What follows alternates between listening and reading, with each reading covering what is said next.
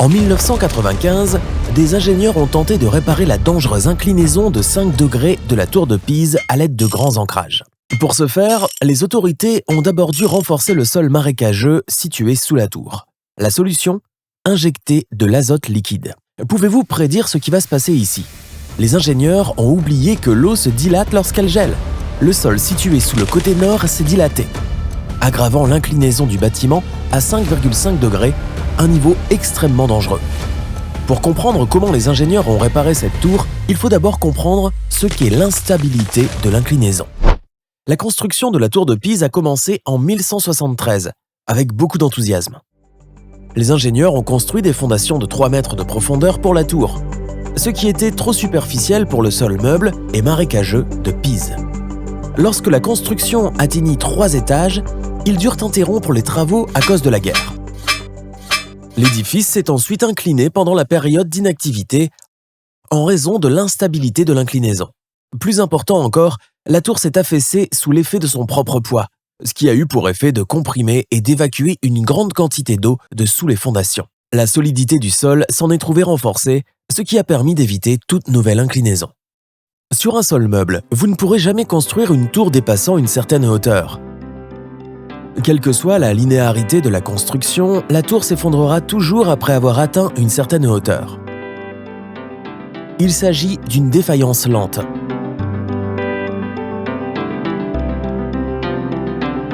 Qui fait que la tour s'incline très lentement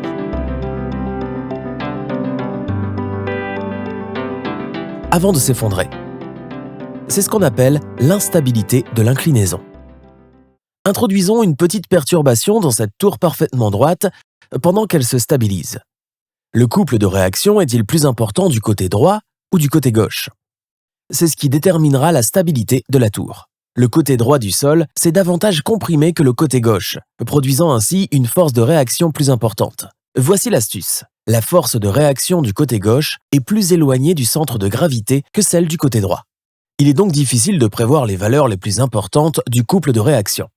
Lorsque la tour est plus haute, le couple de réaction du côté gauche devient plus important que celui du côté droit, ce qui entraîne la rupture de la tour.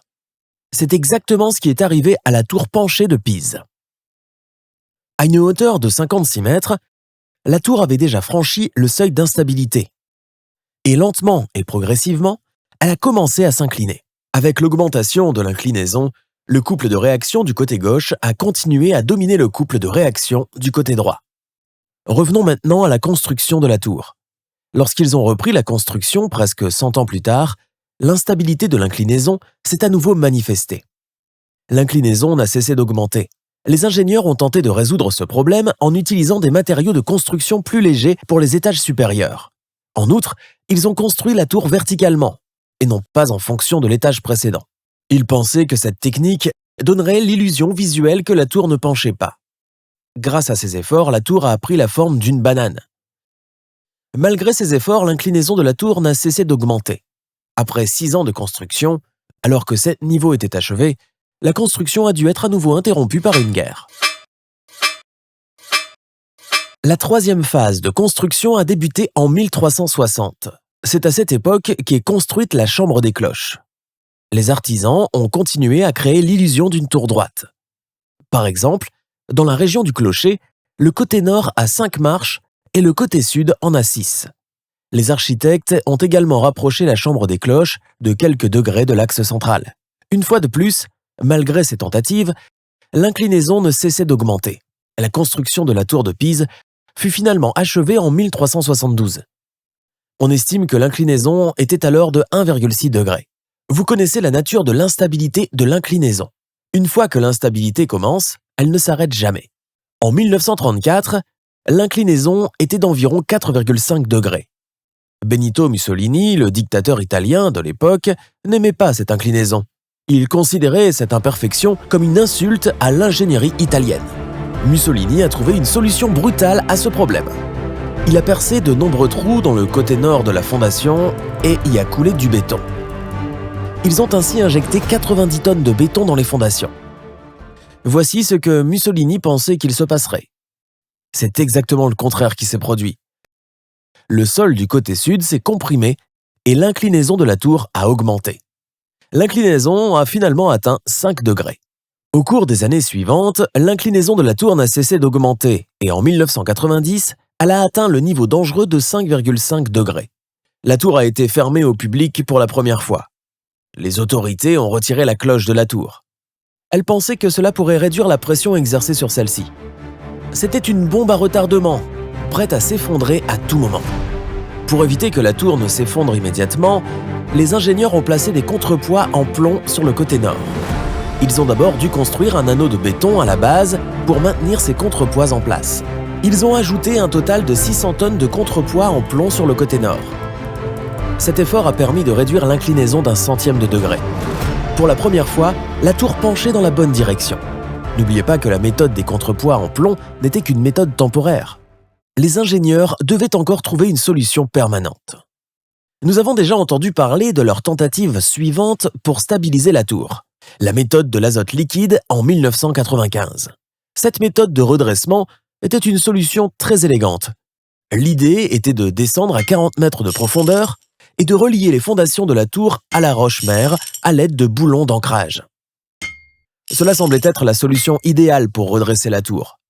Le sol de Pise est tellement aqueux et meuble qu'il n'est pas idéal pour de telles activités de construction. Le fait de renforcer le sol en injectant de l'azote liquide est une méthode éprouvée dans l'ingénierie de construction. Cependant, la méthode de l'azote liquide s'est retournée contre le sol de Pise. Le sol avait une forte teneur en eau et l'eau se dilate lorsqu'elle gèle.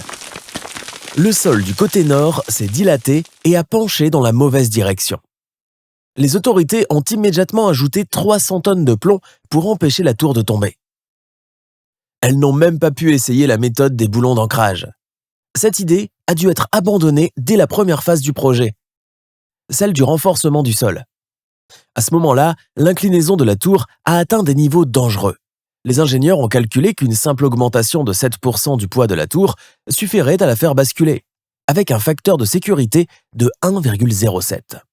L'ingénieur John Burland, ingénieur géotechnicien et chef du projet de stabilisation de la tour penchée de Pise, pensait que la maçonnerie du côté sud de la tour pouvait exploser à tout moment. En effet, la maçonnerie de cette région était fragile et le fait qu'elle soit penchée lui imposait une contrainte supplémentaire. Voici maintenant la solution qui a finalement permis de sauver la tour. La plupart des experts ont alors admis qu'une méthode appelée excavation souterraine était la meilleure pour redresser la tour. Cette méthode semble si simple dans cette animation. Enlevez la terre du côté nord, le trou s'effondrera et la tour se redressera. Cependant, si la position et l'angle de la foreuse ne sont pas les bons, la tour s'inclinera dans la mauvaise direction. Pour perfectionner la méthode d'excavation souterraine, les ingénieurs l'ont d'abord expérimentée sur une semelle en béton de 7 mètres de diamètre, construite sur un sol similaire près de la tour de Pise. Les premières tentatives n'ont pas été fructueuses. Cependant, après quelques essais, ils ont finalement obtenu l'angle et la profondeur correcte nécessaires pour la foreuse. Ces résultats étaient très prometteurs. Cependant, les ingénieurs ne voulaient pas prendre de risques à ce stade. Ils ont d'abord décidé d'effectuer un petit niveau d'excavation sur le site de la tour. Ils n'ont enlevé de la terre qu'en 12 endroits. Ils ont même fixé une paire de haubans en acier pour des raisons de sécurité. Regardez comment ils ont connecté ces câbles massifs et les ont attachés avec des contrepoids. Ils n'ont pas pénétré à plus d'1 mètre sous les fondations. L'idée était simplement de prouver leur méthode sur le site réel et non de redresser la tour. Le résultat fut encourageant. Entre février et juin 1999, ils ont réussi à redresser la tour de 0,1 degré. Après le succès de l'essai, le comité a décidé d'entreprendre l'excavation finale. Cette fois-ci, ils ont fixé 41 foreuses de guidage et ont visé une pénétration maximale de 2 mètres. Au total, 38 mètres cubes de terre ont été enlevés au cours de ce processus. 69% du sol se trouvait sous les fondations. La tour s'est constamment inclinée dans la bonne direction. Si les ingénieurs l'avaient voulu, ils auraient pu faire en sorte que la tour soit parfaitement droite. Mais qui voudrait d'une tour de Pise parfaitement droite? Afin de préserver l'attrait touristique unique de la tour, les ingénieurs ont conservé une inclinaison de 3,97 degrés.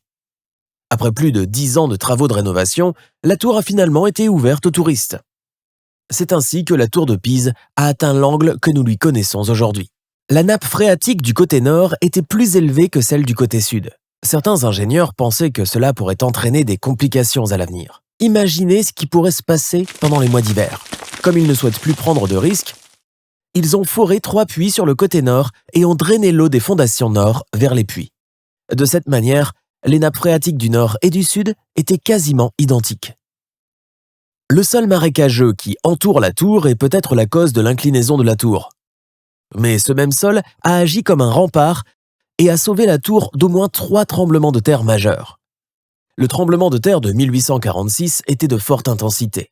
Le sol marécageux autour de la tour a agi comme un tampon et a empêché la tour de s'effondrer. Ce phénomène est appelé interaction dynamique sol-structure. Une tour entourée d'un environnement rigide se serait effondrée dans les mêmes conditions sismiques. Nous avons appris qu'en 2001, les ingénieurs ont réduit l'inclinaison à un angle de 3,97 degrés et ont arrêté leur opération de redressement. Il est surprenant de constater qu'entre 2001 et 2018, la tour a réduit l'angle d'elle-même. Une autocorrection. Une réduction de l'inclinaison de 4 cm a été constatée au cours de cette période. Cependant, les ingénieurs ne croient pas que la tour pourra s'autocorriger jusqu'à 0 degré. Selon eux, cette autocorrection se stabilisera très bientôt. L'ascension de la tour penchée de Pise est une expérience amusante. À mesure que vous montez, les marches semblent plus ou moins raides selon l'endroit où vous vous trouvez par rapport à l'inclinaison de la tour. C'est assez désorientant mais fascinant. Après avoir gravi 251 marches, vous atteignez la première galerie d'observation. De là, vous pouvez profiter d'une vue spectaculaire sur la ville, les collines voisines et la Piazza dei Miracoli en contrebas. N'oubliez pas d'admirer la beauté des cloches historiques de la Chambre des cloches. Elles sont encore fonctionnelles et sont sonnées lors d'occasions spéciales. C'est ainsi que vous atteignez le sommet de la tour. Il est temps de dissiper une idée reçue concernant la tour de Pise. L'idée fausse est que le sol sous la tour n'était pas uniforme par nature. Plus précisément, que le sol sous le côté sud de la tour était plus faible que celui du côté nord. De telles situations conduisent à un phénomène appelé tassement différentiel. Il s'agit d'une idée fausse. Nous avons déjà vu que la teneur en eau sous le côté nord était beaucoup plus élevée que celle du côté sud. Comme nous l'avons déjà étudié, la raison de l'inclinaison de la tour n'était pas le tassement différentiel, mais l'instabilité de l'inclinaison. Selon l'analyse du professeur John Burland, si la tour avait été plus courte de quelques mètres, elle se serait légèrement inclinée, mais se serait stabilisée et serait restée là pour toujours. Et si la tour était plus haute de quelques mètres, elle se serait effondrée il y a plusieurs siècles. La hauteur actuelle de la tour de Pise est juste assez parfaite pour créer ce magnifique phénomène de génie civil. J'espère que vous avez apprécié cette vidéo.